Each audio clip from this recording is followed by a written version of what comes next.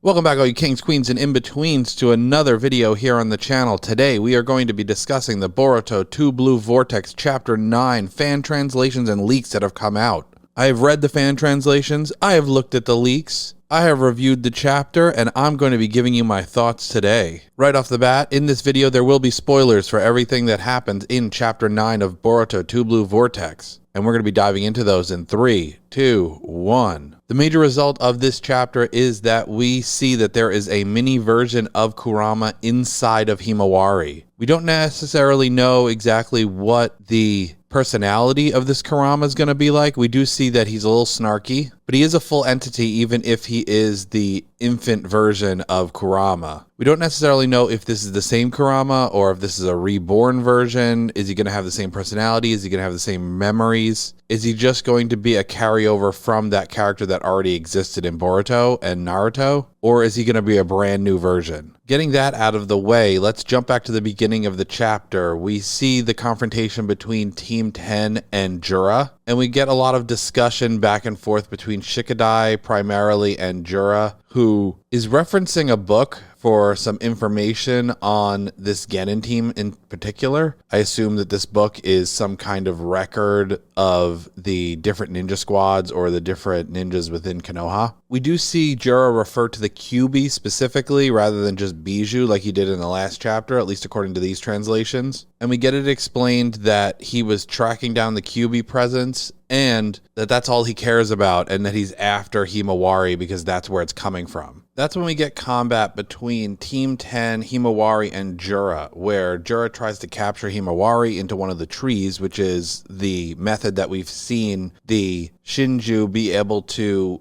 feed off of the chakra of those that are trapped inside, and that is the thing that so far has been shown to manifest new Shinju. We saw it happen to Sasuke, we saw it happen to Moegi. Team 10 is able to hold back this tree and is able to pull Himawari out of it. I'm a little unsure on how I feel about Team 10 honestly being able to stand a chance at all in this conflict. I'll take it for the sake of the story, but I honestly think that this is a little wonky from a power scaling perspective. Jura does comment on the fact that their teamwork is incredible even without them being able to exchange words. And he treats it as a sign of respect to offer some advice to the team, saying that he's only after Himawari, and if they continue to interfere, then he may have to attack them. We don't really see anything in terms of combat from Himawari in this scenario. We kind of see her just being protected and kind of flung around. Shikamaru and Amado are both made aware of the situation, and we see Amado watching over Kawaki, waiting for him to wake up. Then we cut to Boruto and Kashin Koji hanging out in what looks like an Orochimaru hideout. There's some snakes on the wall that are functioning as lights, and the general layout kind of has that same cavernous kind of appeal that we've seen from Orochimaru's hideouts. I'm going to go under the assumption that this means that they're working with Orochimaru to a degree, and that can also help explain one of the reasons why Boruto may be as powerful as he is after the 3-year time jump, if Orochimaru had anything to do with it. Obviously, Kashin Koji training him is going to help as well, but if you had Orochimaru on your side to help you over a 3-year time period, I would take that person in my corner anytime. I'm hoping that Orochimaru is actually involved in the story rather than it's allusion to their hideout, because Orochimaru was always my favorite of the Sannin, and them carrying over to Boruto and actually still continuing their experiments has been something that I've been intrigued and excited about and waiting for it to become relevant to the story. So hopefully this is the beginning of that potentially happening. Kashin Koji is able to see through their toads that something is going on in the village and updates Boruto on the occurrences so he can pop in using Flying Raijin. We cut back to Team 10 and Jura, and Shikadai is trying to clarify exactly what's going on. We see that Jura was following the sense of the Kyuubi itself and that chakra reaction is coming from within Himawari. Obviously, Shikadai is confused because Kurama was supposed to have died before the time skip. And Himawari is also confused because she's completely unaware of the fact that she might have the Kyuubi inside of her. And Jura assures them that he doesn't really understand what's going on either, but by devouring Himawari, he'd probably get his answers. Kashinkoji then communicates to Shikamaru through one of the toads, explaining that Boruto has entered Konoha. And just at this moment, we see Kawaki start to wake up. But rather than trying to go and save Himawari or to step in to help Team 10, he goes to confront Boruto. But prior to that, we do get a explanation that the trees that are being created are using wood style, which is a logical assumption, but the fact that it is wood style and not just some strange variation of whatever the process that makes divine trees is an interesting little tidbit. Boruto is also told by Shikamaru that Himawari is the target and that the Kyuubi chakra is related to her in some way. Both of these things seem to be a surprise to Boruto, and right then is when Kawaki decides he's going to interrupt the plot to become an obstacle. We see the confrontation between the two of them, and Boruto tries to get Kawaki to side with him in order to stop the Shinju that are in the village right now. But Kawaki decides that his first priority is Boruto. And though I understand his motivation from an individualistic standpoint, he's aware of what's going on with Boruto. He is aware that Boruto is not the epitome of the threat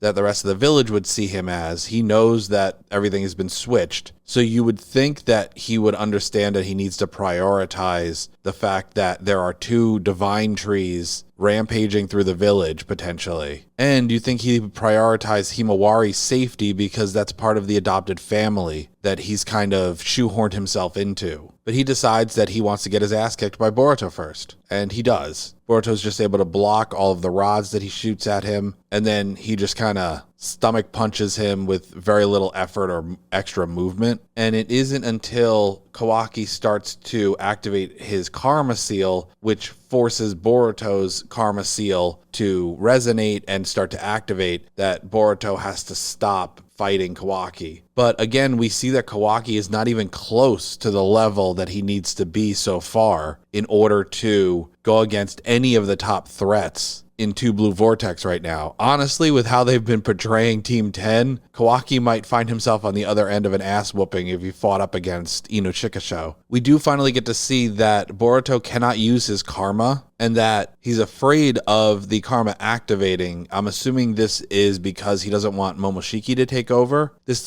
is a little inconsistent with the fact that he was able to fight off Momoshiki in the past, but there has been 3 years for Momoshiki to kind of loosen whatever bindings might be on him or any kind of resistance that might be on him. So perhaps over these 3 years, Momoshiki has been working away at Boruto to make it so if he were to use karma, he would have a good shot at taking him over. There's also a possibility that it's just a lot of extra caution, because if Boruto at his current power level is taken over by Momoshiki, that might be really bad. There's not really anybody else who can come up against him besides other individuals that are bad guys. He's beaten Code, he's beaten Kawaki, which places him way above anybody else in the village, including Mitsuki, who's fought him in full Sage mode and he wasn't able to do anything. So if Boruto were to be taken over by Momoshiki, I don't see anybody being able to stop him. Boruto's forced to flee, and we cut back to Jura and Team 10. We see Shikadai trying to bind Jura, and Jura doesn't move after being bound, but I'm assuming that's not because he's actually unable to move. It's just that he doesn't need to move, because we see him start to create what looks like a bijou ball or a bijou bomb. He closes one of his eyes and then uses the other eye to form it. I'm not sure if this is something he has to do or if there's a reason why he's using it specifically with that eye. While he's forming it, we see Chocho come up and is able to strike Jura and actually make him move. Again, I'm not quite sure what I feel about this, because I feel like she shouldn't be able to really impact him very much, though the Akamichi clan members have been shown to be physically very strong in the past and have been able to come up against top tier threats, but Jura should be above anything that they should really be able to impact. We do see the bijou bomb go off and it makes this massive explosion, but not massive enough to prevent them from being able to escape it. This is possibly because the formation of it was interrupted by Chocho, so it wasn't able to get to full power. But we see even with the incomplete formation, it makes a large explosion. Large enough that it's being able to be seen from a distance, and we see Sumire and Sarada on their way over to where the explosion is. We see how the divine trees really don't have an understanding on how human beings behave, because the assumption by Hidari is the fact that they are resisting is a sign of low intelligence, but Jura seems to explain that they are resisting against their own survival instincts, and he wants to know what is causing that.